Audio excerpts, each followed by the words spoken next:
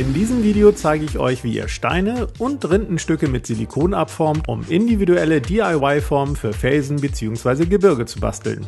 Und damit moin moin und herzlich willkommen zum TWS.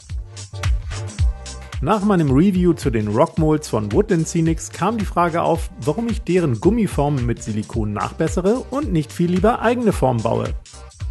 Meine ausführliche Antwort gibt's in den folgenden Minuten, denn so einfach ist das Thema nämlich nicht. Aber auch nicht wirklich schwierig, keine Angst. Zunächst einmal braucht ihr nämlich passende Steine, die nach Felsstücken im Tabletop-Maßstab aussehen. Ich habe diese Steinchen hier im letzten Urlaub in einem Naturpark gesammelt. Natürlich nur dort, wo man sich auch Steine mitnehmen durfte. Wichtig ist, dass eure Steinchen eine möglichst flache Seite als Auflagefläche haben und nicht zu hoch sind. Denn je höher die Steine, desto höher muss auch eure Form werden und desto mehr Silikon wird benötigt. Außerdem brauchen die Abgüsse dann auch mehr Gießmasse und sind entsprechend schwerer. Nehmt nun etwas Green Stuff und formt längliche Würste, die ihr dann auf die Unterseite eurer Steine drückt. Und zwar am äußeren Rand entlang, um gleich an den Übergang zum Boden zu modellieren. Dazu werden die Steine auf eine glatte Unterlage gedrückt und das Green Stuff dann mit einem Modellierwerkzeug verstrichen. Wichtig dabei ist, dass an den Seiten und nach unten hin alles 100%ig abgedichtet ist, damit später kein Silikon in irgendwelche Zwischenräume laufen kann. Nach etwa 1 bis 2 Tagen könnt ihr die Steine dann vorsichtig mit einem Spachtel oder einer Messerklinge von der Auflagefläche entfernen. Arbeitet dabei sachte und unbedingt immer vom Körper weg. Ich hatte übrigens auch probiert, die Unterlage mit Frischhaltefolie zu überziehen, aber dann ließ sich das Green Stuff extrem schlecht verstreichen. Wer als Modellierer hierfür einen besseren Tipp hat, um den Untergrund für Green Stuff vorzubereiten, darf ihn natürlich gerne in die Kommentare schreiben. Danach werden die Unterseiten eurer Steine mit Holzleim bestrichen, um sie auf zum Beispiel Schaumpappe aufzukleben und darauf den Rahmen für die Form zu setzen. Aber damit ihr euch während der 1 bis 2 Tage Wartezeit nicht langweilt, könnt ihr zusätzlich auch einige Rindenstücke zum Abformen vorbereiten. Denn zum Beispiel Korkrinde finde ich hervorragend geeignet, um daraus Felsen und Gebirge zu bauen. Ihr braucht wieder eine flache Seite, was mit Hilfe einer Säge keine große Sache ist. Danach muss die Rinde allerdings noch versiegelt werden, damit die Oberfläche glatter wird und das Silikon nicht in die kleinen Holz- bzw. Korkporen eindringen kann.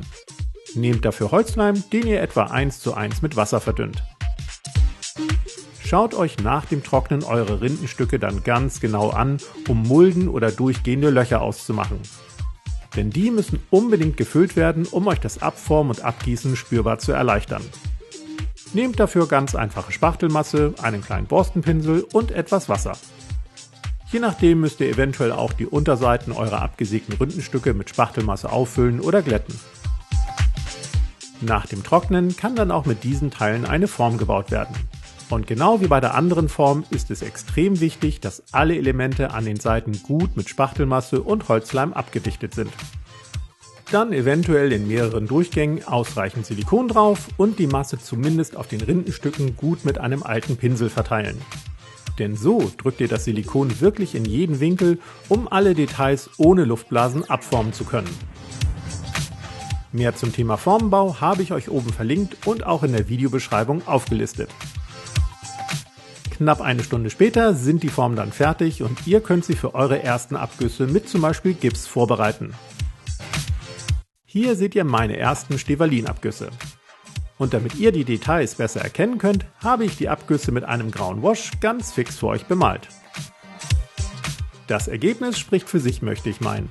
Erstmal nimmt der saugende Gips die Farben viel besser an als Kork, Hartschaum oder Kunststoff. Außerdem sehen die Rindenstücke und Steine durchaus passend für Tabletop-Gebirge aus. Wer möchte, kann diese Abgüsse nun auch noch von unten abschleifen und so deren Höhe reduzieren.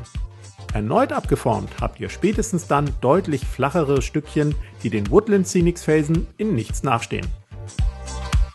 Und zum Preis? Jede meiner beiden Formen hat knapp 12 bis 15 Euro an Silikon verschlungen. Allerdings sind meine Formen auch etwas größer und vor allem höher als die Woodland Scenics Formen. Natürlich folgt nun demnächst auch ein Bemaltutorial mit allen Felsstücken im Vergleich. Denn auch dazu gibt's einiges an Tipps und nützlichen Infos. Wir sehen uns aber erstmal nächsten Freitag. Bis dann.